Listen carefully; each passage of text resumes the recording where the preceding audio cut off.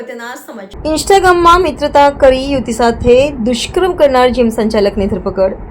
શહેરની પરણિત યુવતીને હની તળાવ પાસેની હોટલમાં મળવા બોલાવી આચર્યું દુષ્કર્મ.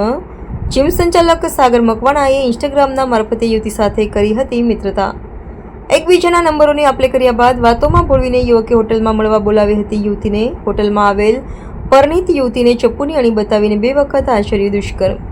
પરણિત યુવતીએ સમગ્ર મામલે હની પોલીસ મથકે નોંધાવી ફરિયાદ બાદ પોલીસે એમડી ફિટનેસ જીમના સંચાલક સાગર મકવાણાની કરી ધરપકડ.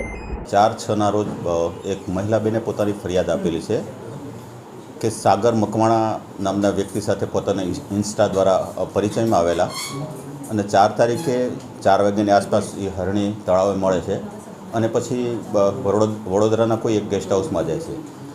બેનનો આરોપ એવો છે કે ત્યાં આરોપી જે સાગર મકવાણા છે ત્યાં ચપ્પુ બતાવીને પોતાની સાથે ખરાબ કૃત્ય કર્યું છે. આ મુજબની ફરિયાદ 4 તારીખે દાખલ કરવામાં આવી છે અને ગઈકાલે સાંજે સાગર મકવાણા આરોપી છે એની ધરપકડ કરવામાં આવી છે.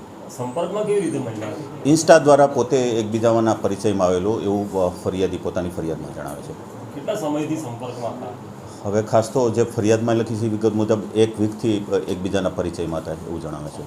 આપણે જે તપાસ કરી છે એમાં શું બહાર આવ્યું છે? કોઈ કબજે કર્યું હશે, કંઈ ચપ્પુ કે ચપ્પુ કબજે કરવાનું બાકી છે અને તેના માટે આરોપી છે તો એને રિમાન્ડની પ્રોસિજર કરવામાં આવશે, નામદાર કોર્ટમાં રજૂ કરવામાં આવશે.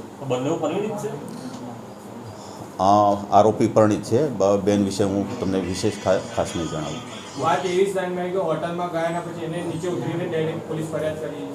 હોટલના સીસીટીવી ફૂટેજ કંઈ ડોક્યુમેન્ટ એ તપાસના કામે જે ચાલે છે તેમાં કબજે કરવામાં આવે છે અને એ તપાસ હાલશે. કઈ હોટલમાં ગયા? ના, હોટલનું નામ નહીં આપો. ગાડી કબજે નથી કરી?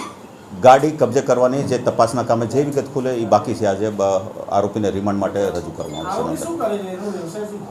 આરોપીને પોતાનું એમડી ફિટનેસ નામનું જીમ છે બાપોદ પોલીસ સ્ટેશનમાં. જી પાડન? ના, એવું તો હાલ કોઈ વિગત ધ્યાન નથી આવ્યું. પોતાને જીમ છે અને પોતે તે જીમ ટ્રેનર તરીકેનું કામ કરે છે. સુરતમાં પણ ફરિયાદ નોંધાઈ છે તેના વિશે પર તપાસ દરમિયાન માહિતી લેવાની બાકી છે. આ વિશે તો આપને જણાવીશું.